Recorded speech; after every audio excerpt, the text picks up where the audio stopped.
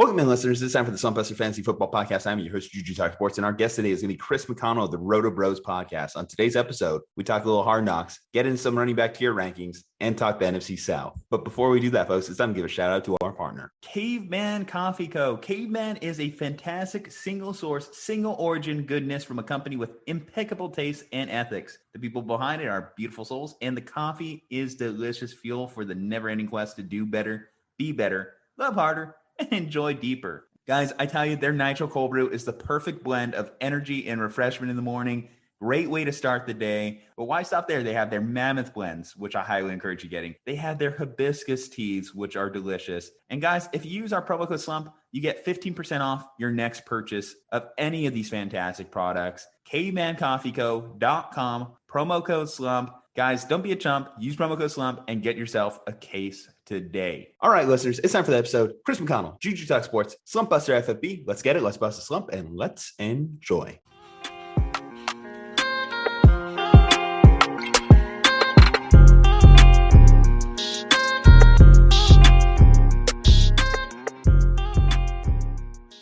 If you record it, they will come, or hopefully they come. Hopefully they like, download, subscribe, listen, because we've got a ton of fantasy advice here, Slumpbusters. It is time for the Slumpbuster Fantasy Football Podcast. I'm your host, Juju Talk Sports, and my guest today is going to be Chris McConnell of the Roto Fantasy Football Podcast. Been a long time since we had this gentleman on. Tons of great knowledge, and I'm happy to have you back. Chris, how are you doing today? Man, I'm doing wonderful. It is. I before we came on here, I'm sitting here watching the preseason games, and so it feels right. Life is back together, baby. I love it. Oh, I'm so excited, man. Like this is my time of the year right here. So we're getting cranked up. Got a lot of great stuff, and sounds like we got a pretty good show. So I'm looking forward to jumping right in, man. As someone who really likes Dynasty and really loves these rookies, I can imagine having preseason back is really a great experience for you, because obviously we missed out on that last football season. We didn't have an opportunity to really see those guys shine. And preseason, I think it's actually important, especially for what we do here, fantasy football analysis.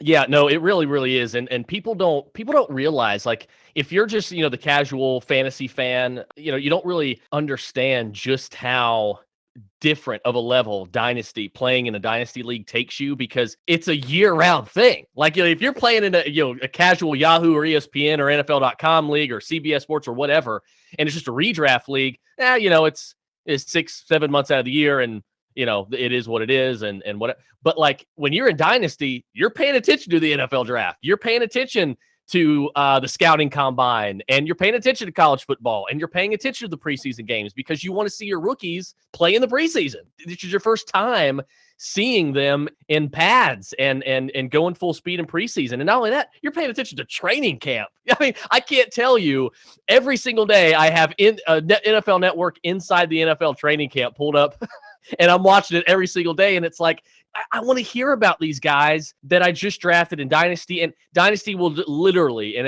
I'm not trying to be, melodramatic or anything, like Dynasty will change your fantasy life. There's no ifs, ands, or buts about it. It's a completely different way to play. And if you haven't played, please get into a Dynasty league, because it is absolutely incredible. What I think is definitely the lure of being a Dynasty drafter as well is it's the closest you'll get to being a true NFL GM. That whole experience, that really hands-on, like you said, you're paying attention to the rookies. You're projecting, how will this guy do 3-4 years out? What's the situation that will work for these guys? So I agree with you. I think that when we talk about losing yourself into experience, gain that immersion of fantasy football, I think that being a commissioner or being a owner in a dynasty league is the closest you'll get to that experience. Speaking of training camps, though, I've been keeping an eye on Hard Knocks episode 1. Did you get a look at that? What'd you think? Yeah. I'm pretty sure, from a fantasy standpoint, I'm pretty sure CeeDee Lamb's ADP has risen into the first round now. No, seriously though, it was a great episode, and it's something that I really enjoy watching. And I know there's a lot of people that's like, the Dallas Cowboys. Everybody hates Dallas, it seems, but it's so weird, because it's like you hate certain things, but for some reason you're more driven to pay attention to it. Right? Like controversy drives, ratings and sales and things of that nature. Like nobody wants something that's like a British Tea Party. Everything's, nice and proper and everybody's in agreement. That stuff doesn't sell. So the Cowboys, everybody hates them, but everybody's going to watch Hard Knocks. Like, everybody wants to see Dak's return. Everybody wants to see Zeke. Everybody wants to see CeeDee Lamb and Micah Parsons, the talented linebacker they took in the first round. So everybody wants to see this stuff. And so far it's been an excellent, one episode in, and plenty of F-bombs to go around. Clearly, there's no lack of F-bombs in the Dallas Cowboys training camp, apparently. But that's just how it is. But I love that show. I've seen every season, and I just can't get enough of it. So I'm glad it's back. Yeah, it's definitely good to have great personalities. That's really what makes Hard Knocks work. So seeing CeeDee's personality, seeing Micah Parsons really energetic out there. And then, of course, we got Jerry Jones, who's calling in on team meetings. I think that's one of the most unique things about the Cowboys experience, obviously, having an owner that involved asking about Dak's throwing shoulder in a coach's meeting. I don't know. The only thing that really made me roll my eyes, though, was mojo moments. Nothing like motivating a bunch of players in their early 20s with a movie that's almost as old as them, if not older. Yeah, it really kind of calls into question, how long is Mike McCarthy going to be a relevant coach? Like, we've seen sometimes, these coaches, they get out of the league and it's just their time. Bill Parcells could no longer relate to, and of course, Mike McCarthy's not as old as those as Parcells and Bill Cowher and Bill Belichick, but it gets to a point where you just can really no longer relate to these guys. So that's why you're seeing this influx of these young up and coming coaches becoming head coaches. Brian Flores, Sean McVay, Kyle Shanahan, all these guys that Nick Sirianni, like, all of these guys that are becoming these head coaches, you've got them everywhere now. And it's the cool, hip thing to do. And the NFL is a copycat league. And I think not only are they doing it because they're obviously, getting the job done, at the NFL level with the offense, with the defenses, but they can also better relate to these younger players coming in. And I think that's kind of a clue that Mike McCarthy probably can't do that right now. So, but we'll see how they do.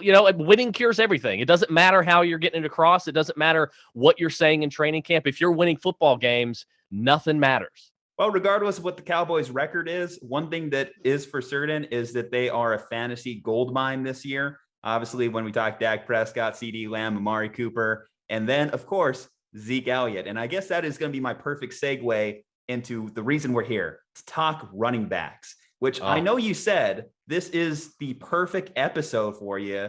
So I'll let you expand on that. I was listening to actually your running back rankings video just now as well, and you're talking about them being the ultimate needle movers, and that's one thing I can agree with. Yeah, I mean, there's not a person listening to your show right now or any podcast that says, that even they may not even know it.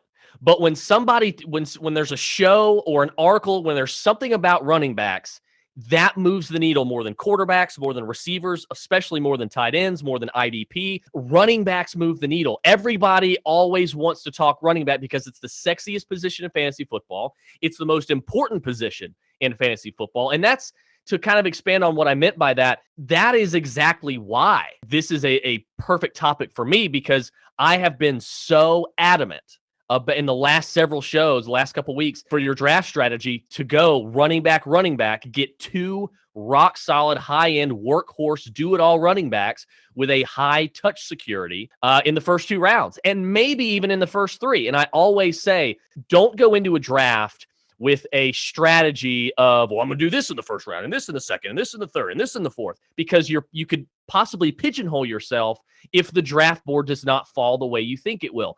It's easy to predict a draft board in the first 2 rounds, but once you get to that 3rd round, throw it all out, because it doesn't. You might say, well, I'm just going to get Clyde Edwards-Helaire in the 3rd, but what if somebody overdrafts him in the 2nd? And that's where he's going right now, is the 2nd. So if you planned on getting a guy like Clyde in the 3rd, you ain't getting him there. Antonio Gibson, you're not going to get him in the 2nd round. So that's what I mean. Let the board fall to you starting in the 3rd round, but go running back in the first 2 rounds, because running back 1, RB1 is the position. It's not running back. It's RB1, because high-end RB1 running backs, the CMCs, the Camaras, the Derrick Henrys, the Aaron Jones, and Austin Ecklers, those guys are doing it all. They're catching all, not so much Derrick Henry, but they're catching all the passes. They're taking all the carries. They have a high touch security, meaning nobody behind them in that backfield.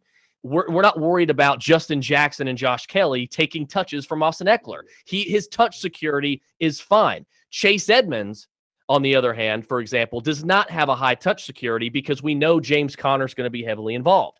So why do you want to waste your time having an RB2 going receiver earlier and then winding up with your RB2 as, let's say, Chase Edmonds? And then now at the most important position in football, you have uncertainty and you don't have as much security as you would if you went running back, and possibly 3 straight running backs. So I am a high advocate of that, and I've been doing it all offseason. One of my favorite combos is Austin Eckler, Najee Harris, because we know even as a rookie, Najee's going to get, over 300 total touches on the year.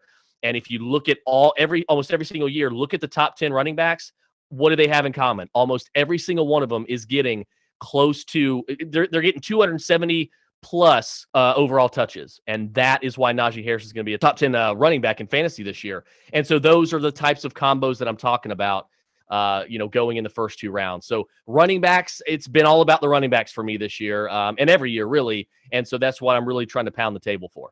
I completely agree, and I'll be pounding that table right with you. Knock on wood if you're with me. But I definitely agree that running back is the position that drives fantasy football. I always feel better about my team when I have 2 solidified running backs at the top of the draft, as opposed to any other form of combination, regardless, 12 team, 14 team, 10 team, whatever it may be. Having those 2 running backs has me feeling a lot better about my team. So we got some tier rankings, some brand new tiers, some fresh signing tiers. That is what I'm trying out this year. So we're going to go through each one of them to explain them. Set and forget. So that's going to be my top tier. That's going to be the elite guys. Those are going to be those RB1s that Chris is talking about. These guys will not come out of your lineup unless severe injury or a natural disaster. You're not even touching the button to even suggest you're going to move them out of your starting lineup. The next tier down is going to be quality starters. Now, these guys, 95% of the time, they're going to be in your lineup. The only reason I'm giving you that 5% is maybe you have 2 of these guys that are in the same tier and you can play the matchups. Maybe there's something going on, maybe a lingering hamstring issue or nightmarish weather game. It gives that door a little bit of opening for you to potentially work around with your lineup. Matchup-based plays is basically explained in the name there. Sleepers. For running backs, this is going to be a lot of handcuffs. This is going to be a lot of rookies. These are going to be guys that have the opportunity to outplay their average draft position. And then the fantasy journeyman. The only reason I didn't mark this as just a straight up do not draft here is because I want to leave that door open for the possibility that you're in a deep league. You have multiple starting spots.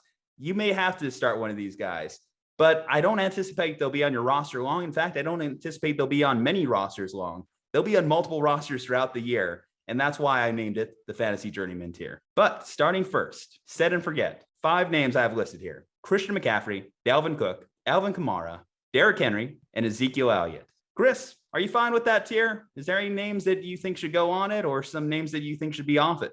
I do. I think there are several names that I would actually add to that tier, to be honest with you. Obviously, McCaffrey, no one's going to argue there. No one's going to argue Dalvin Cook, who is actually my number 1 ranked running back this year. And then, of course, Alvin Kamara as well, especially with the injuries to Michael Thomas. He could be a thousand guy, just like David Johnson was a couple years. Like Alvin Kamara could be, that league winner. CMC could be that league winner again. These are guys that have an incredibly high ceiling and incredibly high touch security, as we discussed. Dalvin Cook as well. Ezekiel Elliott, we've seen him do it before. There's no reason to think that that's any different. And Derrick Henry is right now in the prime of his career, so there's no reason to think he's going to slow it down either. So I agree with those. I think coming from the quality starter tier, there are some guys that I think I would consider set it and forget it. With the offensive line that he's working with and the expectation that Quentin Nelson is going to be back in that lineup in week 1 is what it's looking like. At the very least, like maybe week 2, 3, 4, something like that, early on in the season. Even without Quentin Nelson, the Colts have a great offensive line. So Jonathan Taylor, to me, would be set it and forget it as well. The talent for Saquon Barkley, he's probably, from a talent standpoint, probably the best overall all-around running back in the NFL. And it would be hard for me to, I'm kind of taking the set it and forget it pretty literal here, but it would be hard for me to go into a Sunday morning and say, you know what, I think I'm going to sit Saquon Barkley. Like, you say it out loud and you feel a little bit dirty about saying that. Same kind of thing goes with Aaron Jones. And then I think there's a couple other guys like Austin Eckler, I think could be a set it and forget it as well. But I completely understand where you're coming from. If I'm taking it from a more literal standpoint, there are some guys that I would put there. But when you're talking about guys that there might be tiny bit of question marks on.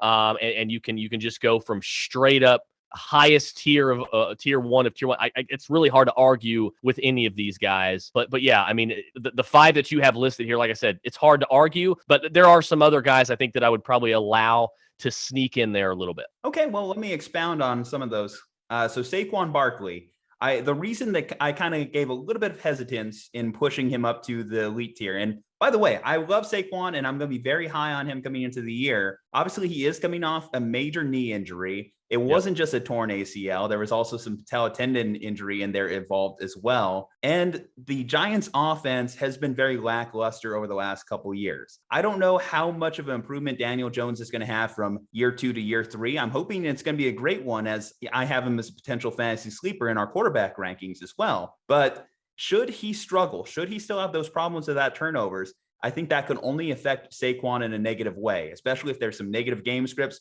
which I guess if you're in a PPR isn't that bad because he is going to be involved in the passing game. But I do find the opportunity for Saquon to be outmatched. And certainly, like I said, if you have multiple people in this tier, you can mix and match as far as who you're starting. If you're talking about that Sunday morning decision, let's say you happen to have 2 guys that are lower on the list, but they have better matchups.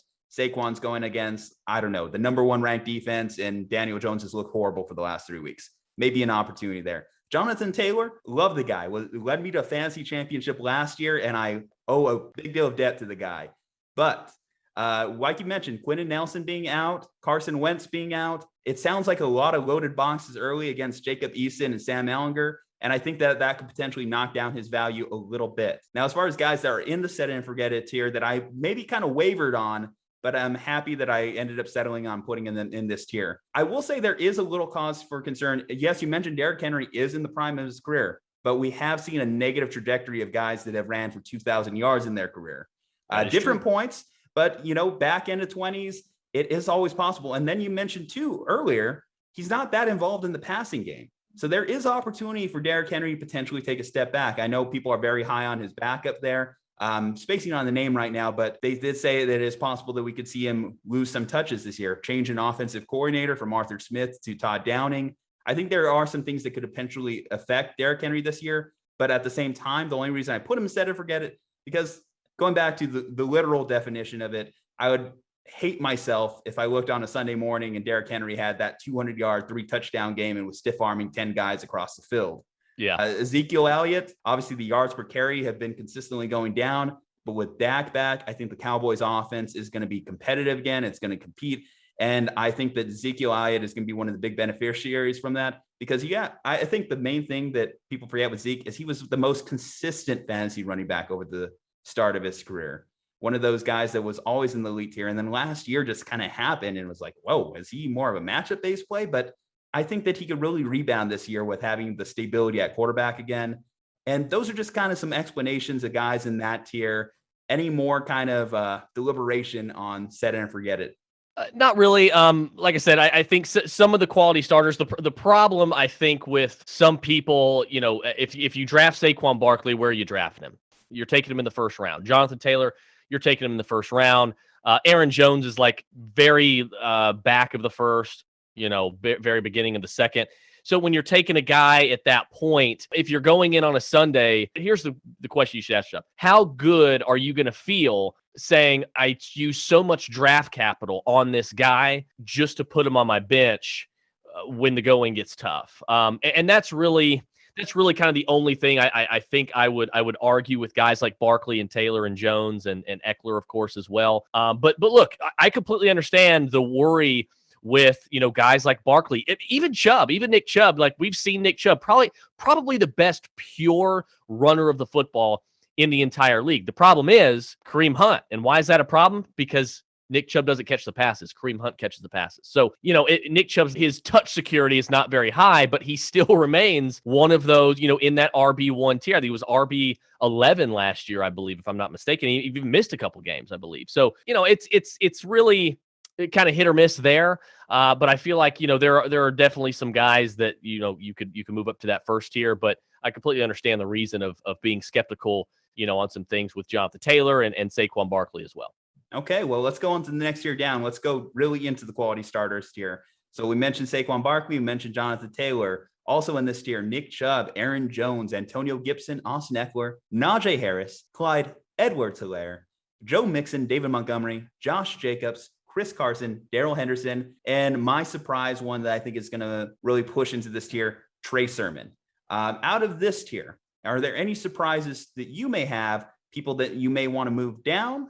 We already talked about who you may want to move up. Yeah, so for me, there's two glaring ones here that I would alter a little bit. Josh Jacobs would absolutely be a matchup-based play for me, and then, of course, Daryl Henderson and Trey Sermon, but I want to separate Trey Sermon from those two real quick in just a second. I'll explain why. But Daryl Henderson, obviously, as the days go on, it does not seem that Sean McVay is joking about getting Xavier Jones more involved. And I'm starting to believe that he really is serious when he says he wants to make sure that Daryl Henderson stays healthy and stays on the field this year, and he is able to monitor sort of his workload. I don't think we're going to see Daryl Henderson get a 70 or 80% snap share. I think we're looking at 60-40 at best. Whether Xavier Jones is taking that 40% almost in completion, or if Jake Funk is going to be involved in that 40% a lot along with Xavier Jones and just a messy three-headed backfield, it's to be determined. Either way, I'm not even necessarily excited to have Daryl Henderson as my RB3 on my team. And so he's more in that sort of Chase Edmonds tier for me because he doesn't have that touch security that I think a lot of people thought Cam Akers was going to have before he went down.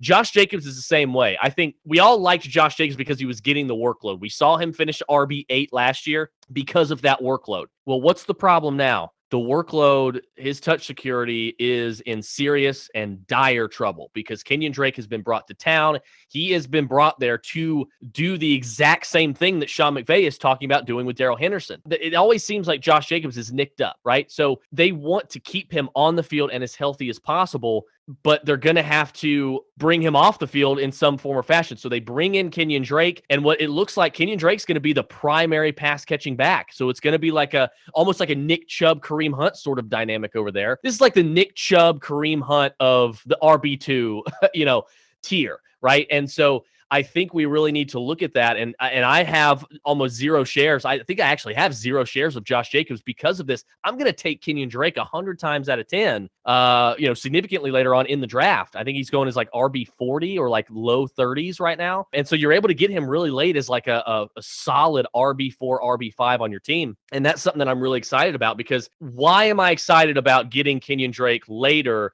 than I am the primary rushing running back for the Raiders earlier? Well, I'll tell you, not only is he a value later, but he's catching, like I said, he's catching the majority of the passes.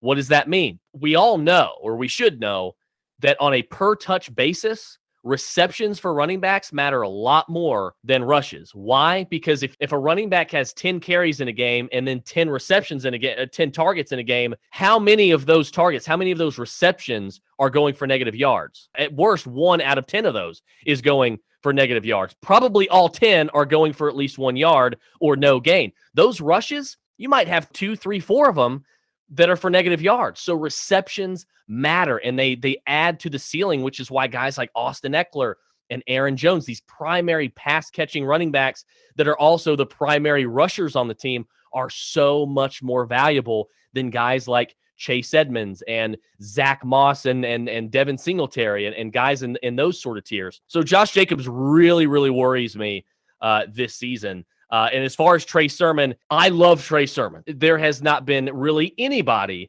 that I've come across this year in the entire fantasy community that is driving the train or conducting the train, I should say, for Trey Sermon like myself. I think Raheem Mostert always seems to be nicked up. He's 29 going on 30. They traded up in the 3rd round to get Trey Sermon. There are 2 running backs in this class that fit the zone blocking scheme the best, and that was Javonte Williams and Trey Sermon. Both of them went to great zone blocking scheme situations. Trey Sermon going to San Francisco in that ZBS scheme to play for Kyle Shanahan, of all people, an offensive genius. So I'm all about Trey Sermon, and I think by the end of the year, I think Trey Sermon absolutely is probably going to be in this quality starter tier. But early on, maybe half the season, I think we're going to see him as the season goes along. We're going to see him eat into Raheem Mostert's workload more and more and more and more, especially with Jeffrey Wilson starting the season on the PUP list to miss the first 6 games. Okay, well, let's go into one of those. So Josh Jacobs, you may have actually convinced me to move him down to matchup-based tier. And I didn't even think about this as I was going through it too. Also, you have to factor in the Raiders' offensive line did take a huge hit this year. And I do think that that's going to be part of the equation. Yes, you're right. He is going to miss out on third down work. First and second down, though, I do believe in the ability of Josh Jacobs. I know he's been banged up. He's been injured. I think that his running style does fit well for a goal line scheme, though. So he is going to be more of that kind of threat to just plunge into the end zone from time to time. Even though if you look at Kenyon Drake, I believe he had double-digit touchdowns last year, and most of them came within goal line situations. But neither here nor there. I think that Josh Jacobs does have that ability in him. So, yes, I might waver on that one and concede that I think he could be more of a matchup-based play. Daryl Henderson, though, as far as why I believe in Daryl Henderson, the talent, yes, you mentioned Xavier Jones, Jake Funk, guys that might eat into that playing time.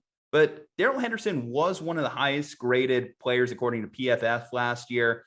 And certainly all the hype that was going around Cam Akers, I think should translate onto him, because I do think that this is going to be a very solid running team, a very balanced offense with Matthew Stafford in there. And I think Daryl Henderson is going to be a great beneficiary of that. He's a decent pass catcher. As far as Daryl Henderson goes, he does have some opportunity to succeed in this Rams offense. And then as far as Trey Sermon, I just believe in the ability. And I think that given some preseason games, it's going to be very apparent early on that he's the better running back in the room for San Francisco. In terms of between the 20s, I think that Raheem Mostert has the best opportunity to work.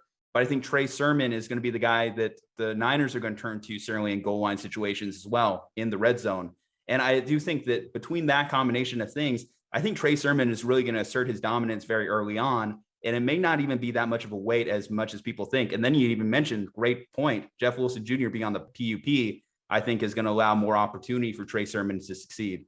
And I totally agree, because look, a lot of people my partner Mark on the Roto Bros podcast, analytics are his Bible. That's what he goes by. I use them as more of an analytical tool, or more of a peripheral tool than he does. He lives and breathes analytics, and I'm not so much. I pay attention to them and I take them into account, but I don't let it make all my decisions for me. Look, a lot of people in the analytics community did not like Trey Sermon because he doesn't profile as extremely athletic. He didn't have this amazing speed or burst score. But look, he did have a solid spark score.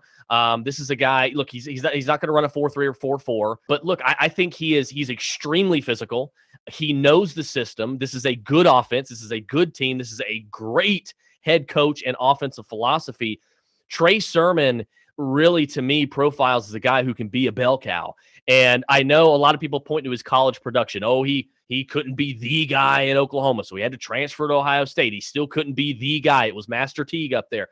Look, he and Master Teague were more of a 1-2 punch than either one of them, being the guy. We've seen how good Trey Sermon can be. He might very well be a guy kind of like a Derrick Henry that gets better as the game moves along, because he's going to wear the defense down with his physicality. He breaks tackles. He's tough to bring down. Look, he's going to be able to he's not going to break off these 60-yard touchdown runs. Okay. He's not Chris Johnson, right?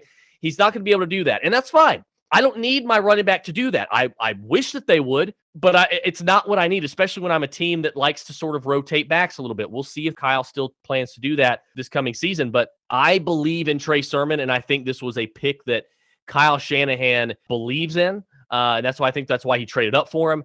I am huge on Trey Sermon. He's my third or fourth ranked running back in this class post-draft. I'm huge on him, and I think it's going to take a little more time for him than it will Najee and Etienne and Javonte Williams, who I also love. But eventually, I think all four of these guys are going to be just fine. I think Trey Sermon, there's a lot of people, you either love him or you hate him. There's a lot of people that hate him, but I think they're really going to regret that as this season moves along. Trey Sermon, I think, is going to be a really good football player in this league. Before we move on to matchup-based tiers, I do want to touch on Najee Harris real quick. Do you have any concern on the Steelers' revamped offensive line? Speaking of a revamped offensive line, they lost a ton of talent there. Obviously, Villanueva, Pouncey, gosh, I'm missing a name, but, the middle of their interior line is all gone. I think that could be problematic. But I agree with you. I'm still high on the kid because I believe in the talent more than anything. The talent of Najee Harris is astounding. And if he could get that, what we're familiar with the Pittsburgh Steelers offense, that 300 touches you're talking about, then by sheer volume, he's going to succeed. What do you think of Najee Harris, and what do you say to the pushback on him? I think it's absolutely asinine. I think it's crazy. And here's the thing. You just heard me say earlier when we were talking about the draft strategy on running backs. What's my favorite combo? Eckler and Najee this year. Okay. Najee in the second round. I want to pick 9 to 12, somewhere at 9 to 12, so I can almost guarantee myself 2 workhorse running backs like Eckler and Najee Harris. But everybody, and I tweeted this out the other day. So you're worried about the Steelers offensive line, right? We all are. Nobody has to lie here. You know, you're driving around listening to this right now in your car. You're worried about the Steelers offensive line. I get it. But you were also worried about the Jags offensive line, right? And what happened last year? A less talented running back on a significantly less talented football team on just as bad of an offensive line with a significantly worse quarterback. What happened? Bad coaching staff, by the way. Bad play call. What happened? James Robinson, based on workload alone, finished as RB7. Right? So all you need is that workload. James Robinson was doing everything for that backfield. It's going to be the same thing for Najee Harris. He is going to get that 270 plus touch platform. He's going to be there. And that's why he has an excellent chance, and his odds are extremely high, health permitting, of course, that he finishes as a top 10 running back. I have him, I believe, as RB7, 7 or 8 on the year. I believe it's RB7. Almost every single year we see a rookie running back finish in the top 10. So why would we not want to take our money and throw down a bet on the rookie running back that's the only rookie running back, more than likely, that is going to get 270 plus touches? It makes no sense not to like Najee Harris. I get it. You're talking about, I'm going to take Nick Chubb over Najee Harris, Aaron Jones over Najee Harris. Look, I'm not going to crucify you for it. But in general, there is no reason to be scared, okay, of Najee Harris and to be apprehensive of taking him in the second round if Chubb and Aaron Jones are gone. There should be no concern about that. We have seen this happen year in and year out. Workload matters. You chase the targets with the wide receivers. You chase the touches with the running backs. That is the rule. That's what you do. And Najee Harris is going to have no shortage of overall touches in this backfield. He's got an insane amount of touch security. Nobody's worried about Kalen Ballage. Nobody's worried about Anthony McFarland. Nobody's worried about Benny Snell. Those guys are not a concern to Najee Harris's workload. You can see it in preseason right now. If that's any indication, they want him on the field. They are going to feed him the football. We've got history on our side. We have seen this happen with 2 other workhorse running backs who are great pass catchers out of the backfield, James Conner and Le'Veon Bell. Bell did it for numerous years for the Steelers. James Conner was a high-end RB1 in fantasy as well. He's done it. Najee Harris is probably a better overall running back prospect coming out than either one of those guys were.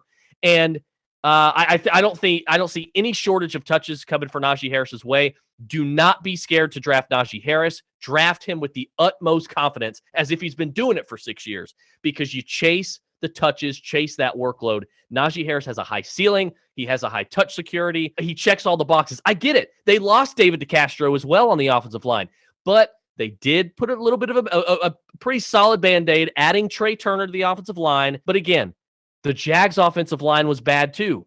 You can overcome a bad offensive line as a running back if you are getting the workload, right? So pay attention to that. It's not the offensive line that matters as much. It's that workload. You feed them a million times a game, they're going to get those fantasy points, right? So Najee Harris falls into that category for me. I have absolutely zero concern with Najee Harris in 2021. I think what really gives me confidence in him too is his coach. I think Mike Tomlin think of a way to get that offensive line fixed, patch it together. And I think that Najee, like you said, the talent's there. He's going to be there on 3 downs. He's not coming off the field. There's enough weapons on offense that the Steelers have between Ben, Juju, Claypool, and Deontay Johnson to definitely distract from the fact that Najee Harris is on the field. In fact, their ultimate declaration that Najee Harris is going to be involved is just in the draft capital alone. For the fact that they drafted him in the 20s when running backs have been a more diminished position over the last few years, tells you everything you need to know about what they think about Najee Harris. Yeah, and another thing to kind of elaborate on that for just a second, or expand on that. You mentioned Claypool, and you mentioned Deontay, and you mentioned Juju. Did James Robinson have pass-catching weaponry at receiver like Najee Harris is going to have? Not a Hall of Fame quarterback either. Right. And why does that matter? It matters. Why does that matter? Because those are quality, proven, talented pass catchers that defenses are going to have to plan for. You are a lot more scared of stacking the box against Najee Harris when you have those three guys, okay, catching the football than you are DJ Chark and Laviska Shenault last year, right? Okay. And James Robinson was still able to do what he did and finishes RB7 as an undrafted rookie free agent, significantly less talented than Najee Harris. That matters. So there is not a box that Najee Harris doesn't check. I don't care that he doesn't have Jonathan Taylor or Ezekiel Elliott's offensive line. He doesn't need it. He's going to get plenty of work to make up for that. Okay. I think that puts a solid, passionate close on the quality starters tier. Let's yeah, move on. Did I sell everybody on that enough? Yeah, I think, I want to draft Najee Harris 101. There we go. Let's do it. Let's do it.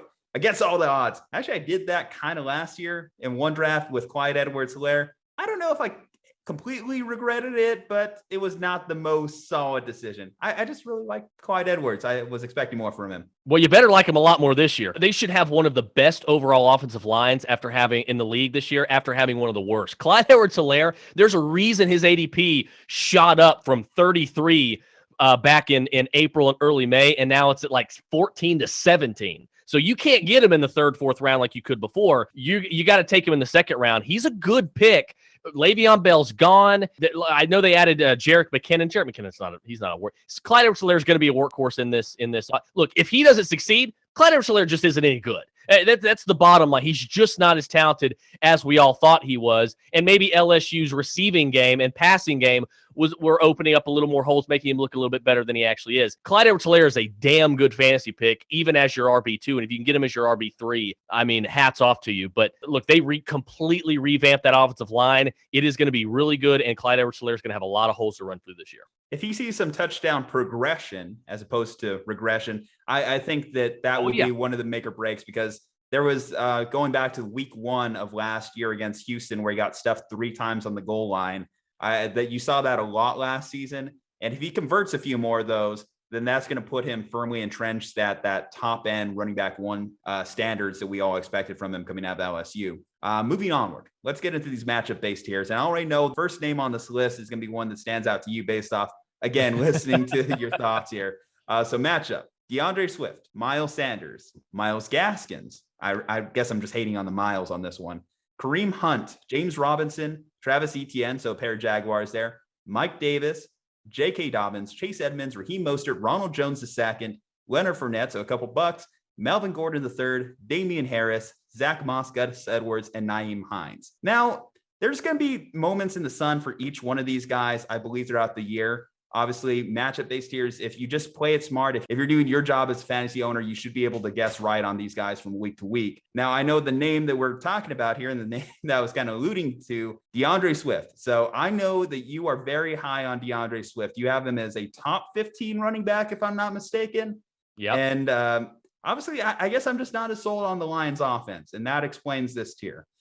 You mentioned their offensive line is going to be better. You mentioned Jared Goff isn't as bad as people think he is. But overall, I guess just an unproven commodity in Dan Campbell, what that offense is going to look like, and seeing what Jared Goff looked like in a lot of games last year, just give me a lot of cause for concern with DeAndre. Yeah, so here's the thing. I want all the DeAndre Swift. Give it all to me. I want it because he is going in the 3rd round right now. And a lot of people don't realize, look, I live in Georgia. Okay, That's I'm a Georgia bias. Well, here's the thing. I'm a Georgia Tech fan. So I hate UGA. From a football fan standpoint, I hate UGA. But when I'm analyzing and scouting players, I'm not allowing any sort of bias to come through, because then what good am I doing anyone? But I absolutely love DeAndre Swift coming out. People don't realize he is already, from an all-around standpoint, one of the best talents.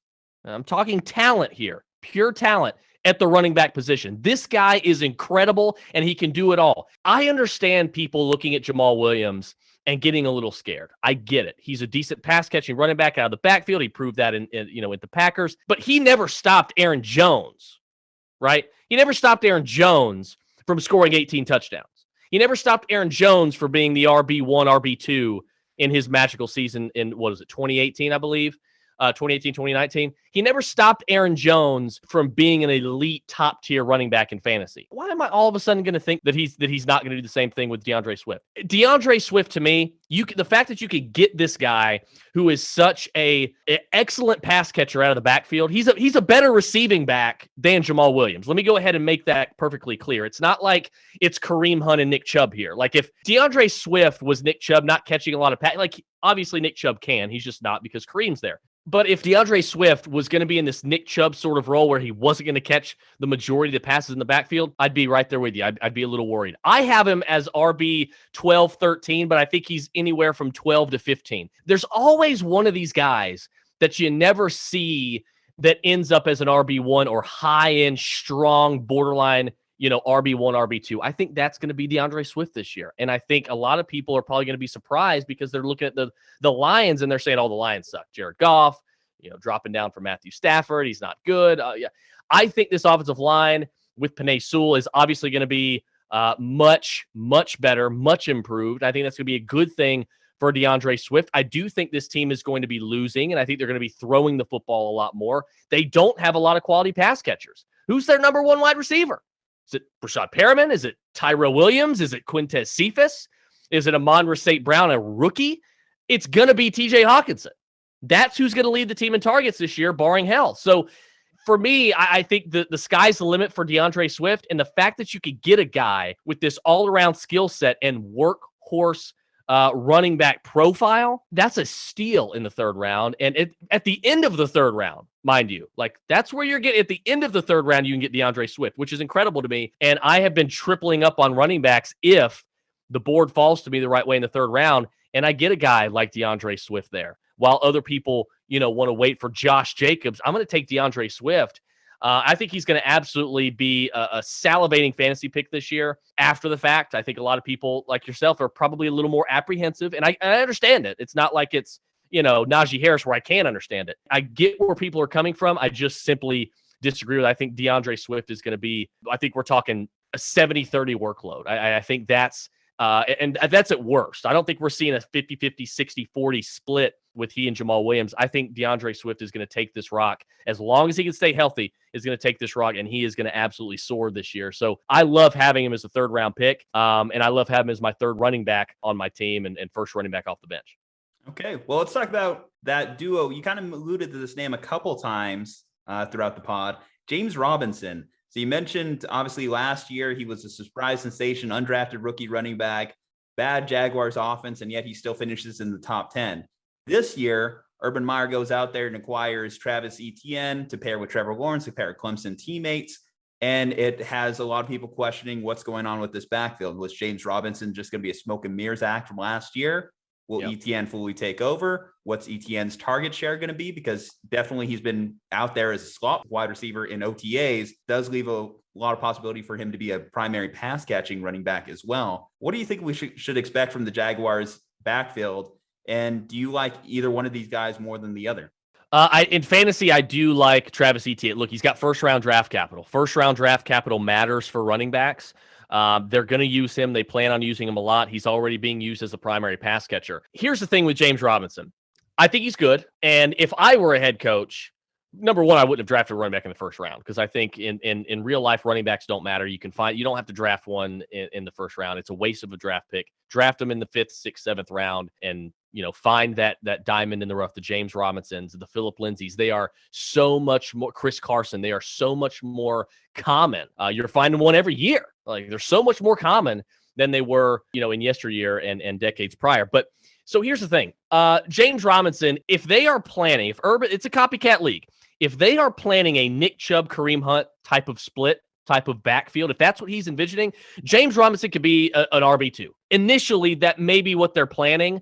But I feel like, and this is just a guess, so we don't have any data to back this up, but I believe that with the first-round draft capital for Travis Etienne, I believe that as the season goes along, we're going to see Travis Etienne begin to usurp James Robinson for those early down carries and those goal line carries. I just do. And the fact, again, we talked about it at the beginning of the show, pass catches, receptions for running backs matter more on a per touch basis. They are more valuable than carries, than rushes. So I want the guy with the higher ceiling, the more talented player with the higher draft capital. That's Travis Etienne. And they have a plan for him. And if they I like Travis Etienne better, even if he is the Kareem Hunt to James Robinson's Nick Chubb. But if over the course of the season, if we're going into week 9, week 10, and all of a sudden Travis Etienne, is getting 15 rushes and seeing 7 or 8 targets in the receiving game, that's a problem for James Robinson. So for me, I'm off James Robinson completely. If you're in Dynasty and you still have some shares of him, I would probably hold him right now because his value's a little bit lower. But if he comes out the first 3, 4, 5 weeks and scores several touchdowns, looks pretty good, it is prime time to sell, baby. You have got to get him off your team because as this season moves along, Travis Etienne's going to be a problem as long as he stays healthy. And I'm telling you right now, if that happens, if what I'm predicting happens and he takes over more of the early down work and keeps those receptions, which he will, if he does that to James Robinson and sort of relegates him to a more of a backup role, Travis Etienne is going to win people fantasy championships. He is going to win you titles because he is going to then insert himself into that tier of workhorse running backs with a massive ceiling, like Austin Eckler, like Christian McCaffrey, like Alvin Kamara. Mark and I have talked about it on the Roto Bros pod plenty. Travis Etienne profiles as a guy that has that Christian McCaffrey, Alvin Kamara ceiling. That is exactly what he profiles as because he can be a thousand guy. Like he can do that, but he's going to have to get the workload. If he can relegate James Robinson by season's end or the fantasy playoffs, boy, you are going to love having him on your team. So be patient with Travis. Even if he's not getting you as many points as Najee Harris is the first 4 weeks, do not panic. Hold him, because he is going to break loose at some point this year. He is going to be a problem for people in fantasy, and you're going to love that you have him on your team. Also in this tier, we do have another tough committee that I wanted to get your thoughts on. Leonard Fournette and Ronald Jones II. These two, obviously we know how good the Bucs offense is. It's one of the best offenses in football and certainly fantasy football. And I'm sure that each one of these guys is going to have their opportunity to succeed at points in the season. But is one going to have a better opportunity than the other? I don't want either one of these guys as my RB3, right? So I'm going after DeAndre Swift as my RB3. I would rather have Myles Gaskin as an RB3 because Myles Gaskin, he's not a guy that he's in this tier as well. He doesn't profile as a guy that, is like Saquon Barkley. Like he's not going to rush for, 1,400 yards, but he's going to get a lot of the workload. I'm not worried about Salvin Ahmed. Right. His touch security should be fine down there in Miami. They have a good defense. I think they're going to do like I think they're going to treat Tua Tagovailoa like the Browns did with Baker Mayfield, and they're going to build around him. They're not going to allow him they're going to be a little more conservative. They're going to run the football, control the clock. So I think Myles Gaskin, it can be a guy that based on workload alone could end up as one of those less sexy RB1s, finishes RB11, RB12, and it's kind of a surprise to everybody, but he got the work and he was efficient with it. So, but I don't see that, out of Leonard Fournette or Ronald Jones as long as, both of them are healthy together. I don't want them as my RB3. I want them as my RB4, and that's where if I miss out on like a guy like Kenyon Drake as my RB4 in drafts, I'm all about getting Leonard Fournette. I just did it 2 nights ago in a draft. I want Leonard Fournette. If I had to choose, I want Leonard Fournette over Ronald Jones because number one, I think he's a better all-around player. He's a stronger player. He's just as fast. And I think for me, he's the better option on the goal line as well. And he's a do-it-all type of player. We've seen Leonard Fournette be an efficient workhorse running back before in Jacksonville. And so he's done it before. And we've seen Ronald Jones struggle with some lower body injuries. And that could possibly happen again. If I had to flip a coin and I got to take one of these guys, it's Leonard Fournette for me. But I don't want them as my RB3 because here's the problem. If I draft a guy like this, like Ronald Jones or Chase Edmonds or Leonard Fournette, Zach Moss as my RB3, the problem for me is what position in fantasy football, not only is it the most important, but which position has the highest amount of turnover? Running back. Running backs get hurt at a high clip, but that's all the more reason for you to corner the market on these important workhorse guys early on in the draft. Because if I draft Najee Harris, Austin Eckler, and DeAndre Swift, and DeAndre Swift gets hurt or Austin Eckler gets hurt, guess who's my RB2? DeAndre Swift. Is DeAndre Swift a better RB2 than Chase Edmonds? You bet your ass he is. So I absolutely want that security at running back, and I don't feel like I get that with guys like Leonard Fournette and Ronald Jones. But look, if I get ravaged with injuries, there's nothing I can do about it, and I have to put Leonard Fournette in a bye-week flex position, I feel pretty decent about it on this high-octane offense that's going to score a lot of points, where Leonard Fournette is probably going to be the main guy for goal line carry. So it's between the two of them. They're not sexy. Nobody's really talking about them. But when it comes right down to it and they're on the board, if I have to take one, it's absolutely going to be Leonard Fournette. And another underrated thing to throw in there just here at the end too, Giovanni Bernard also got signed by the Bucs this offseason. So if you're talking about pass catching work, you have to imagine Gio is going to get some play in that as well. Okay, any last touches on the matchup-based tier that you want to go over? Any last people that you want to shout out? I mean, I think Zach Moss has a chance to really surprise some people in the second year. The problem is, how much work is Devin Singletary going to get? We already know Devin Singletary is just a guy. He's not going to be an alpha running back in this league. I think Zach Moss can be. But there is a problem with Zach Moss, even if he is able to completely relegate Devin Singletary to the backup role full time. The problem with Zach Moss does become, well, on the goal line, what does Josh Allen like to do? He likes to take those goal line carries. So those are going to be goal line carries taken away from Zach Moss. That's kind of what my issue is with J.K. Dobbins as well, who is also in this tier. There's probably not a bit outside of Columbus, Ohio. There's probably not a bigger J.K. Dobbins fan on the planet than I am. The problem is, from a fantasy standpoint, I have to take my bias out of it, and I have to really think about this.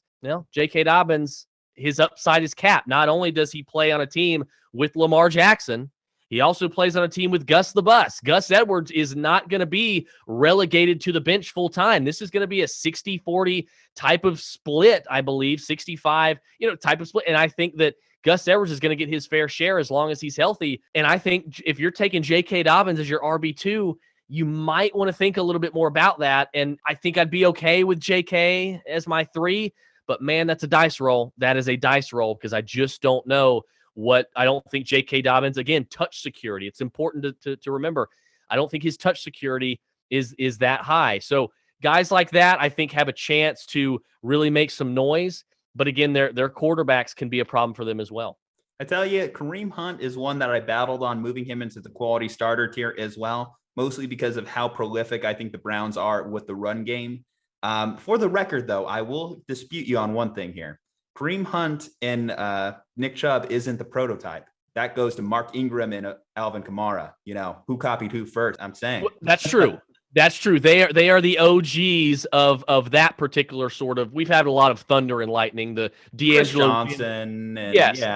Yeah. Lindale White and we had D'Angelo Williams and Jonathan Taylor. So this isn't the first thunder lightning match, but the last modern one that profiles like this, you're right, was Mark Ingram and Alvin Kamara, and it obviously worked well for both. They were both rock solid, productive running backs. With Kareem Hunt, look, keep him in the matchup-based plays right now. I get it, but let me tell you something. Nick Chubb gets hurt. Kareem Hunt to the moon. To the moon, like doggy coin. Exactly. Absolutely. Dogecoin. How do you say it? Actually, I don't think I've heard people meme it, but never I've heard people say doggy coin. I've heard them say dog coin. It is Dogecoin. It is Dogecoin. Okay. Elon, pump up Kareem Hunt to the moon. Anyway, sleepers here. So this one, like I mentioned, it's a lot of rookies. It's a lot of handcuffs. Guys, this situation is really dependent on things that are maybe outside of their control. Javonte Williams is the headliner here. I know for you mentioned his name a couple times. Michael Carter, A.J. Dillon, Kenyon Drake, Devin Singletary, as you mentioned, just a guy. Tony Pollard, obviously stepped in well whenever Zeke's gone down. Latavius Murray, Alexander Madison, and Philip Lindsay. So you mentioned Javonte Williams. You've mentioned that you think that he could just take over this backfield entirely regardless of what's going on with Melvin Gordon. I want to touch on that. 100%. Yeah, I think, look, I mentioned earlier we were talking about Trey Sermon. There were 2 running backs in this draft who were the two best running backs for a zone blocking scheme. Both of them, Trey and Javonte, both went to situations where they're going to be in the ZBS scheme. Javonte Williams, let me tell you, is a problem for Melvin Gordon, and he could be a problem as early as the very first snap of week 1. Javonte Williams is good. Very, very good. Now, Michael Carter's good as well, and I've heard a lot of people talk about, well, if Javonte Williams is good, then why did he split so many snaps with Michael Carter? Well, in college, you have to look at it. You know, Mac Brown and at UNC, he understood he had 2 very high-quality, talented running backs in the backfield. So when that happens, Pete Carroll did it with Lindell White and Reggie Bush. It happens all the time. Just because one guy is not getting 90% of the workload does not mean the other guy is bad or that this guy's bad. He understood he's got all that talent in the backfield. Why not keep them fresh and allow them to use it? And he did that. Javonte Williams, to me, is the 3rd best overall running back in this draft, and I think he has a chance. Najee is the RB1 for the rookies, but I'm telling you right now, if anybody's going to outscore Najee Harris, I think it is going to be Javonte Williams in year 1. Melvin Gordon's still there, I get it. But we can tell the wheels are starting to rust. They're starting to fall off for Melvin Gordon. It's almost time.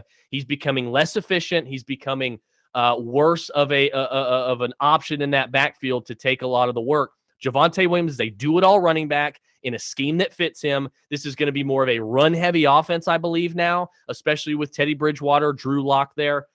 They're going to rely heavily on this guy, and I think he is going to be in the mix heavily week 1. I'm not saying he's going to be the starter in week 1, okay? I'm not saying that. I don't think he will be. But I think between guys like Travis Etienne, Trey Sermon, Michael Carter, I think we're going to see Javonte Williams take just as much, if not more, of the snaps in the backfield in comparison to their backfield mates than all the other rookies as well. I think he's right up in there. And I think, to me, by week 8-9, I think it's going to be clear, if not even before that, Javonte Williams is the featured running back in this backfield now. Overall, handcuffs, how do you feel about them? I know there's a lot of people that ride and die with the handcuff strategy, and then there's a lot of people that basically see it as just a waste of a roster spot trying to lock down one specific backfield. How do you feel about it? I'm kind of more on the latter side.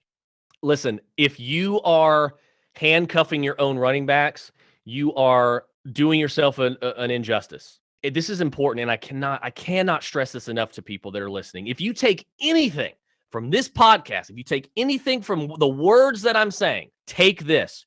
Do not handcuff your own running backs. It is an idea that sounds like butterflies and gummy bears on the surface. It is not a good idea when put into practice. And you say, oh, well, why shouldn't I draft Latavius Murray? Or here's a better example. Why shouldn't I draft Devin Singletary if I draft Zach Moss? Shouldn't I draft Devin Singletary? No, you shouldn't. Here's why. We have already seen. What do we know about Devin Singletary? Have we read the book on Devin Singletary? Yeah, we know how that story ends. You don't need to read it again. You already know. It has been established that Devin Singletary is not, he's just a guy. He's not going to be an efficient fantasy asset to you if Zach Moss goes down. It won't matter. So, and I have a perfect example of this, of what I'm trying to explain here in a draft that I did a few months ago. It won't matter that you have Devin Singletary if Zach Moss goes down. If you also own Zach Moss, it won't matter because you're not going to get any efficient fantasy production from Devin Singletary anyway. So why not cuff another player's running back, another owner's running back with a higher upside, right? Why not draft Kenyon Drake in the same ADP tiers, if you will, as Devin Singletary? Why? Because we already know that Kenyon Drake is going to take this vacuum of targets in the receiving game. He is going to be a difference maker whether Josh Jacobs is healthy or not. And if Josh Jacobs gets hurt and Zach Moss get hurt, which handcuff do you think you'd rather have? It's going to be Kenyon Drake because we've seen Kenyon Drake be a much bigger difference maker in fantasy when he is given the rock. He's much more efficient than Devin Singletary. So it doesn't make any sense to handcuff your own running back. I don't care if it's Tony Pollard. I don't care if it's Alex Madison, and I don't care if it's Latavius Murray. Draft someone else's running back because guess what? Yes, if your running back gets hurt, not only does drafting other people's running backs help your upside on your bench, okay? And not only is it more valuable of a draft pick to make, it also, the reason it's more valuable is because if your owner has Alvin Kamara, okay, let's say, and you have Latavius Murray, and all 3 or 4 of your running backs are still healthy, guess what? You just added a 5th starter on your bench, as opposed to having the same amount of running backs on your team, the same amount of starters on your team. If you drafted Alvin Kamara and he gets hurt, and you also draft Latavius Murray, you didn't add a starting running back. I get it. If you don't handcuff anybody else's running backs, or you don't handcuff your own running backs, and Alvin Kamara gets hurt, and you don't have Latavius Murray, okay, well, you lost one, okay? But you still have a guy like Kenyon Drake on your bench who can come in and do better probably than what Latavius Murray would anyway. So you're capping your upside. I'm fine with handcuffs as long as it's for another team and not your own. Well, very well spoken. And certainly I do think that having that leverage too on your opponents as well, should the worst happen in case of injury, I think is definitely valuable in a fantasy season. I would say, hell, my favorite handcuff, though, is just having a starter. Even if it's a starter on a bad offense, I think sometimes that's more valuable in having that roster spot than, especially when you have limited benches, than, just pigeonholing yourself into having just a handcuff that may just never even get on the field at any point during the year. The last tier up, fantasy journeyman. So these are just guys that I just don't really have much faith in. They're in the top 50 average draft position right now.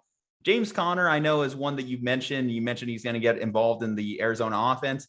I just don't really buy into James Conner at this point. I think that he looked a little bit slow last year in Pittsburgh. He just didn't really, have the juice. We know his injury history. I don't want to be involved in the James Conner sweepstakes. Jamal Williams, again, he's going to be pesky. He's going to be involved in that Lions offense, but I'm not really going to be targeting Jamal Williams much. JD McKissick. Ryan Fitzpatrick's the new starter, obviously, in Washington, and he doesn't have a great history of necessarily targeting or getting involved running backs out of the backfield in the passing game, and that's where JD McKissick tends to live and breathe. So I'm not buying high on him. And then Marlon Mack, coming off a torn Achilles, 3rd running back on that roster. Overall, it just seems like a very lackluster draft pick for me. Yeah, so Marlon Mack, no running back. This is NFL history. You should see the and this is kind of goes to Cam Akers as well. No running back, nearly pretty much in NFL history, has ever come back from a ruptured or torn Achilles and gone on to be a reliable fantasy asset. None of them. Deontay Foreman was the most recent before Marlon Mack. Marlon Mack was the most recent before Cam Akers. Cam Akers is the most recent. So that's why I'm telling everybody to sell Cam Akers while they can. There is a laundry list of guys. Beanie Wells is in that. A guy that was set years ago. A lot of people remember this name back in 2009. I loved him coming out. He was being given the workload early on to be the workhorse running back that the Lions needed since Barry Sanders. Mikel LaShore, absolutely drooling prospect out of Illinois. I absolutely loved Mikel LaShore. Ruptures Achilles, was never the same. I think he had 3 carries the next year or something like that out of the league. Like, it is a death blow for running backs in the ruptured Achilles. I'm not worried about Marlon Mack for Jonathan Taylor's value. I'm not concerned about Marlon Mack whatsoever. Much more concerned about Nyheim Hines. He'll be that pass. Marlon Mack does not catch passes. You can go back and look. He just doesn't catch passes. Jonathan Taylor does it all, and Nyheim Hines catches the passes. There is no puzzle here where Marlon Mack fits unless Jonathan Taylor gets hurt. So Marlon Mack, you could completely forget about. If I asked you rather, which running back led the NFL last year in targets, give me 2 guesses. Who would be your 2 guesses? Oh, gosh. Last year in targets, obviously some of the big players are hurt last year in terms of pass catching ability. I would say probably Alvin Kamara would be one of my top picks there. Okay. And let's see. I'm assuming it's probably someone in this tier. Is it going to be JD McKissick? J.D. McKissick, renowned generational talent. J.D. McKissick, he said sarcastically, led the NFL in targets from the running back position with 110. Alvin Kamara was second with 107. And that was the third highest was Nyheim Hines at 76. So you see where that at least I got Kamara right there, and then I see what you're doing there. Just you got Alvin there on JD McKissick there, but yeah. Yes. Man, anyway, go ahead and expand on your point, and then I'll. Yeah, so JD McKissick, I'm not saying JD McKissick is going to do this again. Don't get me wrong. That's not where I'm getting at with this. But what I'm getting at is he could be a problem. There is a range of outcomes where he is a problem in the receiving game. This big, a 110 target problem in the receiving game for Antonio Gibson. And we all know Antonio Gibson profiles as an alpha running back, a guy that could break fantasy, win you your league. He could be, the RB1 overall in fantasy. In order to do that, he is going to need to relegate J.D. McKissick to the bench on passing downs.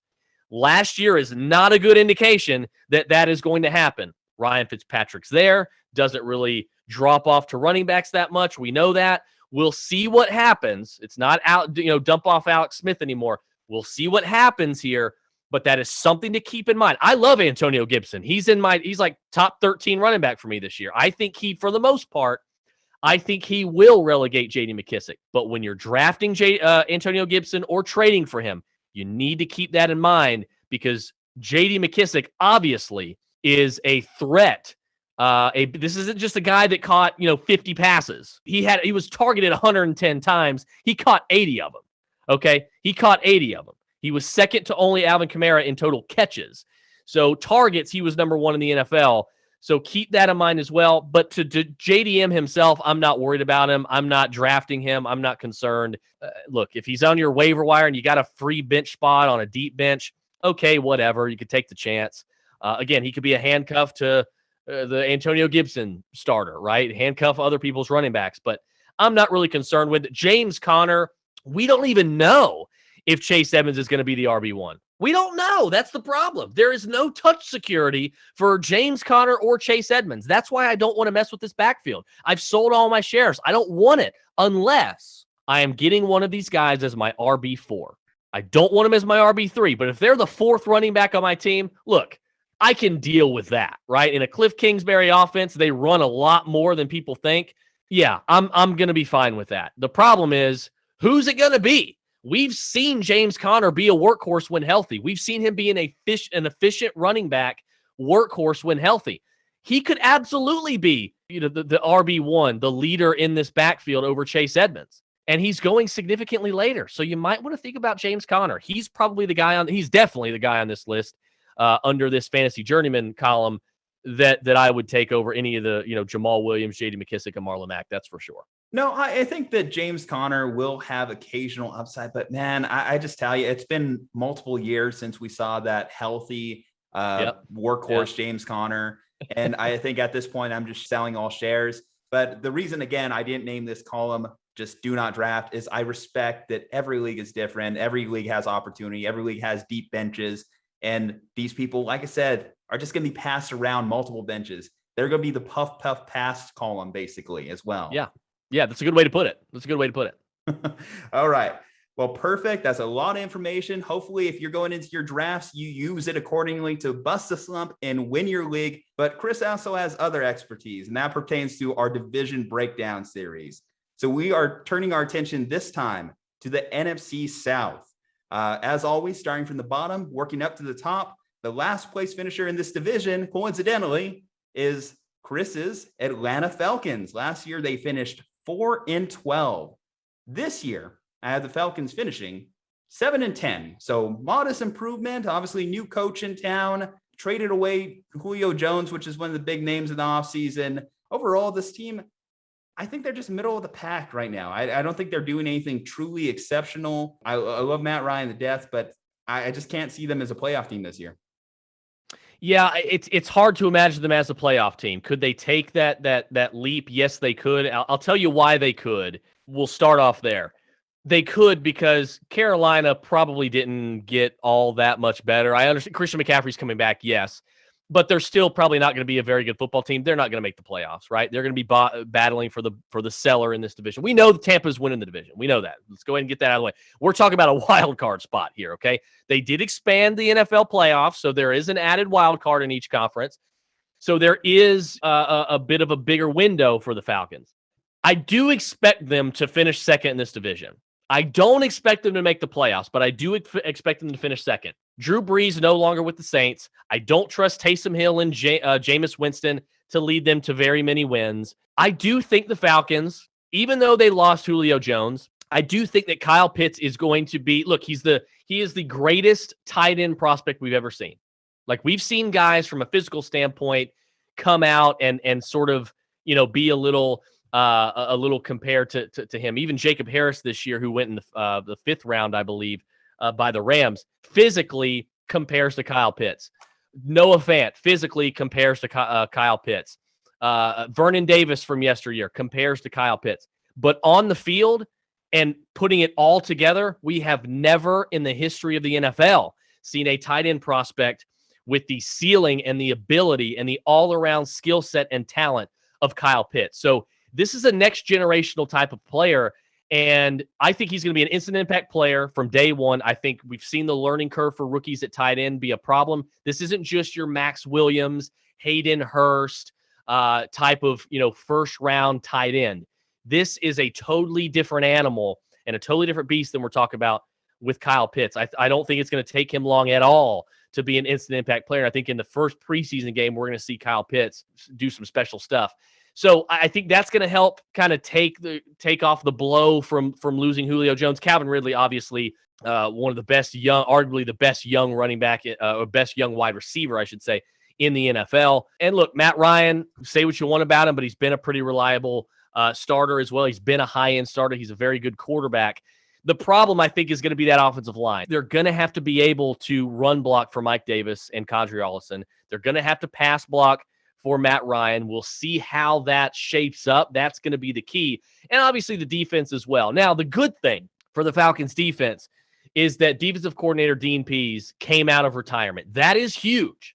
From a real-life standpoint, that is huge for the Falcons. So he should at least, this defense, it's good. They're going to be better than they were last year.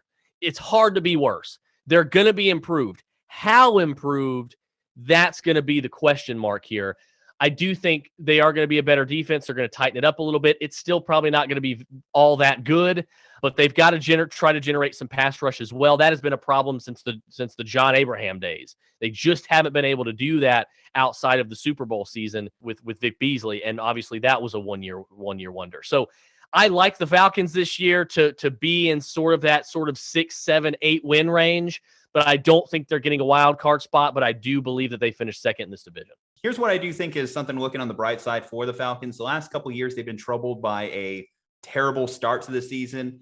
Looking at their early schedule this year, they face 3 NFC East teams, face the Jets. They just have one tough game against Tampa. So they have an opportunity to get off to a hot start. And if they can do that, that may set up them well for the rest of the season. Moving on to the next team in the division, the Carolina Panthers. So new rule started last year as head coach Matt Rule came to town. They were 5-11 last season. This season, I have them finishing no better than 6-11. And I just don't have that same confidence in Sam Darnold that they seem to have over there. Yes, I think Joe Brady is going to be an improvement for him. But when you just look at the career stats, even with Adam Gase included in that, is he really that much better than Teddy Bridgewater? Is he really that much better? I don't know how much of an improvement that is for this team. One bright side is if Christian McCaffrey is back on the field healthy, I do think that is going to help them a ton. But I just don't see them making that much of a leap. Again, a one-game improvement this year. The Panthers, like I said, I don't see much improvement from them overall. Yeah, I've been asking that question on several of our podcasts this offseason. How sure are we that Sam Darnold is any better than Teddy Bridgewater? Are we sure that he's even better at all? Like, he might actually be worse than Teddy Bridgewater. It is entirely possible. Are we sure that it's just Adam Gase? Obviously, Adam Gase was the biggest, clown, soggy puzzle piece, soggy piece of the puzzle. He was, the biggest clown. But are we sure that it was just him? I'm not certain. And I don't think he was the only problem. I don't think Sam Darnold is that good. I don't think Sam Darnold is any better than a high-end backup quarterback in this league. I think he's a journeyman bridge quarterback of the Ryan Fitzpatrick, Josh McCown, Teddy Bridgewater mold.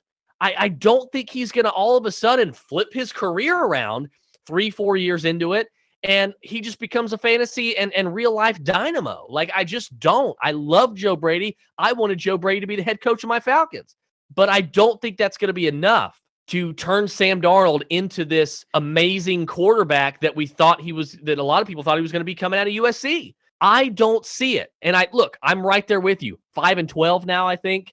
6-11 because the extra week. The 5-12, the 6-11 sort of record there. Yeah, I'm with you. 5-6 wins. That's it. And they're probably going to be last in the division. Maybe third. I could give you third because of McCaffrey being back. I love the addition of Terrace Marshall. I think a very underrated addition on that passing game in the passing offense is going to be Dan Arnold, a physical freak of a pass catcher at tight end. But man, there's nothing to get excited about here. I'm sorry. From a real life standpoint, I don't think he's going to be any better than Teddy Bridgewater was. This does not elevate the offense to me. And early reports too out of training camp are saying that he hasn't looked that great. So I think that if you're a Panthers fan, that's just a huge cause for concern. Hell, they're still keeping an eye on Deshaun Watson. That tells you everything you need to know about Sam Darnold. Moving on to the next team in the division. Last year's second place finisher, but of course, the Super Bowl champions, the Tampa Bay Buccaneers. Last year, they finished 11-5. Of course, like I mentioned, won the Super Bowl in dominating fashion over the Kansas City Chiefs. This year, returning all 22 starters, the first time that's ever been done in NFL history. I had the Buccaneers going 13-4. It just, that consistency, Tom Brady, the weapons, you just look around the team, Antonio Brown, Mike Evans, Chris Godwin, it just, Javonte David and White on the other side, they just are so well put together that even on Bruce Arians' worst coaching day, I don't think they can do no wrong. And I think this season they're going to be able to really establish who they are. Yeah, this team is not going to have a problem winning games. They brought back all 22 starters. That is unheard of. This team is going to be absolutely nasty. The only thing that you could really improve this team on is at running back. You could get a better running back. But my God, Fournette behind the offensive line, Fournette and Ronald Jones are a 1-2 punch that is fine. You add Giovanni Bernard if he ends up making the team. That's a three-headed backfield that I'm plenty satisfied with if I'm Bruce Arians. I don't need a Najee Harris. I don't need to draft a guy like that. I don't need to go out and sign Le'Veon, but I'm fine with that. This team has no weakness. They are the easy favorites to repeat as the Super Bowl champions, and it's going to be easier said than done. We barely ever see that happen. But, man, they could win 14, 15 games. It's insanity to think about what this team can do.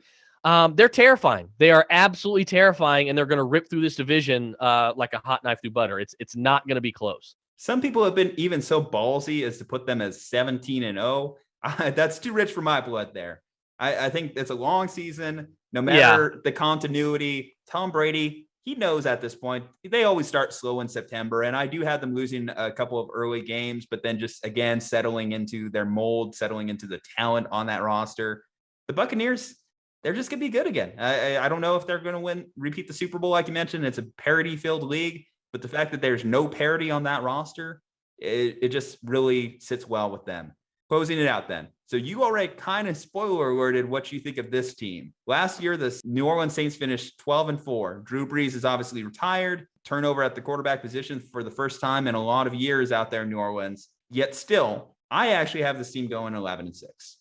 And maybe I'm just buying into Sean Payton. Maybe I just like the top end talent of this. But if Jameis Winston could come in and not turn over the ball 30 times, I think that this team will still be able to win games. And I think the way Sean Payton has designed the offense will make it easier for Jameis. Even in just that one play, obviously coming in against the Bears in the playoff game last year, you saw the talent still there, the arm. Jameis has the ability. He's just never really lived up to him. I know he's in this quarterback battle right now with Taysom Hill, which, if you listen to Sean Payton, he'll tell you it is a legit battle. But I don't believe in it. I think Jameis Winston's going to be the starter. I think he's going to have a renaissance season there. And I think the New Orleans Saints, again, they're very top heavy. So if any of these pieces go down, if Michael Thomas is truly off this roster at some point, then that is concerning. But I just have a little bit more faith in the coach and what's going on in New Orleans. If the government would allow me to not pay my taxes, I'd make a lot more money. But just like taxes, interceptions are gonna happen for Jameis Winston, and there's gonna be a lot of them. Like that is not a dice I can roll personally. You're a lot more optimistic. I was not expecting 11 wins. I was expecting maybe 7 or 8, and I was like, okay, I can forget. But like 11 wins, that's even without Michael Thomas for probably what's going to be half the season, because a lot of people don't realize, yeah, he got the surgery. He'll probably miss, probably start the season on the pup, miss the first 6 games.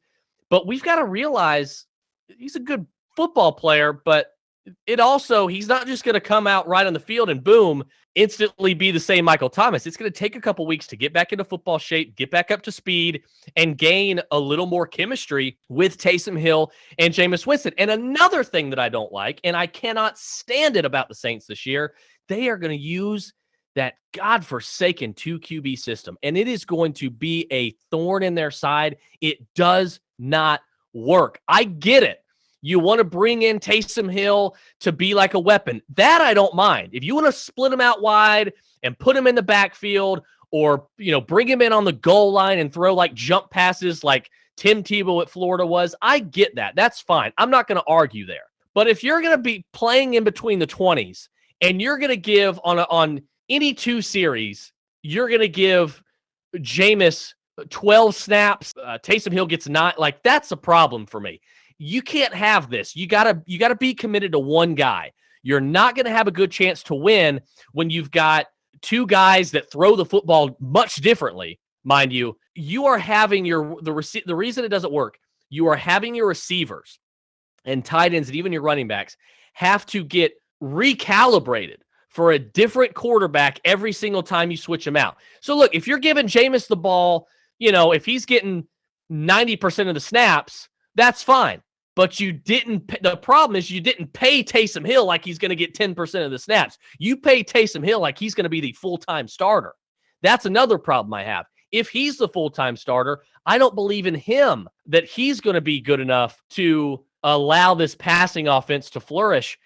If it's me, yeah, I'm going to swallow the knife and say, yeah, there's going to be a lot of interceptions with Jameis Winston, but he's going to establish a downfield threat for Adam Troutman, who I think is the biggest beneficiary for the Michael Thomas injury.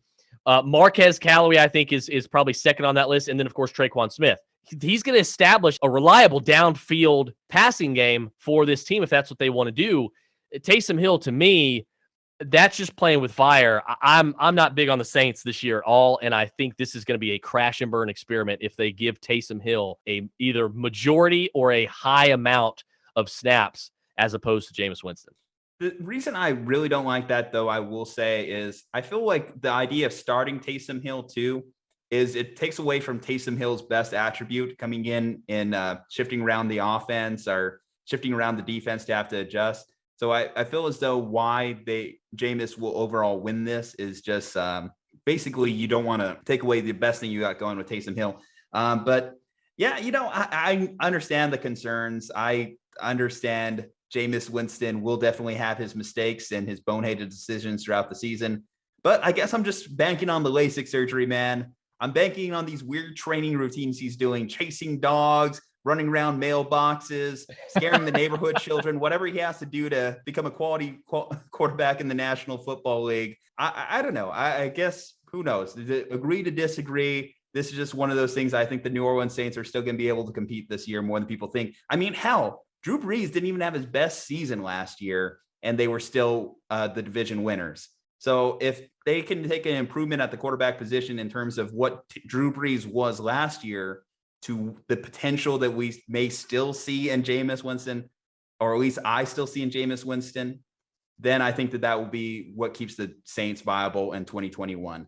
But all right, Chris, I think that closes it out. We covered a lot of topics, a lot of running backs, the NFC South. How are you feeling, man? I feel great. This was a blast, man. I'm really glad that we were able, to do this again. I hope we're able to do it again during the season. I know kind of COVID last year threw a wrench into the gears for a lot of people and even a lot of podcasts, as well, because we didn't know what was going on with the season and all this kind of stuff. But, you guys, obviously you do an excellent job. And so I'm happy to be here, thrilled to have for you to have me on. And I can't wait to do it again. I hope it's a lot sooner, than a year removed. Like it is this time. So, like I said, always a blast to come on with you, man. Hey, we got 3 shows a week now, so we need some guests. So you will be getting that go. call. Just keep your eye on the phone there. Keep your eye on the dial.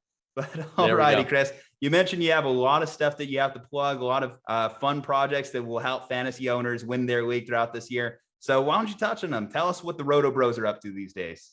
Yeah, so obviously you can catch the Roto Bros. We host our own podcast, myself, my partner, Mark Wimkin. You really get the Roto Bros podcast is cool because it's unlike any other fantasy podcast. There's nobody else doing it like us.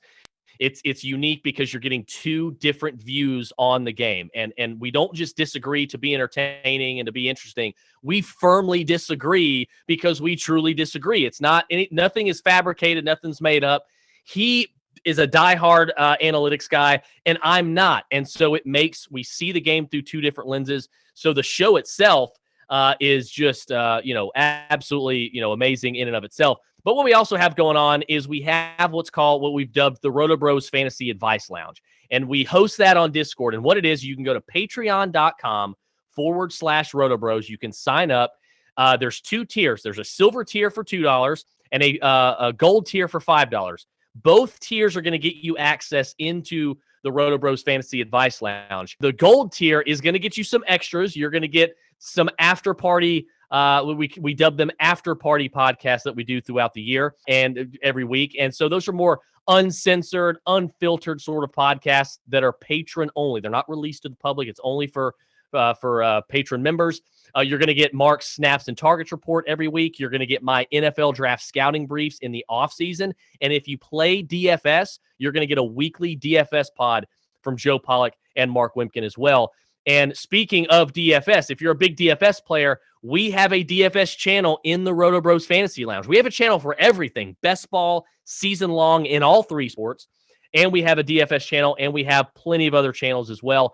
It is the best place to get advice, give advice, find a league to join, find an owner to take over a team in your league, and just to pretty much just kind of hang out all day long, bored at work, jump into the fantasy lounge and talk fantasy, talk general sports, talk beer, talk whatever you want. We've got a channel for everything. So it is the best hidden gem and the most affordable hidden gem in all of fantasy. And the best part is everyone gets a free month. You sign up, you get a free month. You're instantly going to get your money sent back to you. If you don't love it, you cancel. But we have not had a single person cancel in the 2 years we've been doing this, or ask for their money back in the 2 years that we've been doing this. Everybody loves it, and it is absolutely growing very, very fast, and it is amazing on game days and even throughout the offseason. So check it out, patreon.com/Roto Bros, the Fantasy Advice Lounge hosted by the Roto Bros. You will not regret it. All right, Slumpbusters, you heard it from him. Roto Bros, check it out. Roto Bros on Discord, Fantasy Lounge, all the projects that Chris is working on. Like I said, we're definitely going to work to get this guy back on here during the season. Hopefully, maybe go on to Fantasy Lounge, steal some advice, and hopefully beat him in the podcaster league. But stay tuned for that. Check us out at Slumpbuster Podcast on IG, at Slumpbuster Pod on Twitter. Don't be a chump. Use promo code SLUMP at cavemancoffeeco.com. Caveman Coffee Co., home of delicious cold brew coffee from Albuquerque, Mexico. Promo code SLUMP. Stay safe, happy, and healthy, Slumpbusters. And we'll see you next time.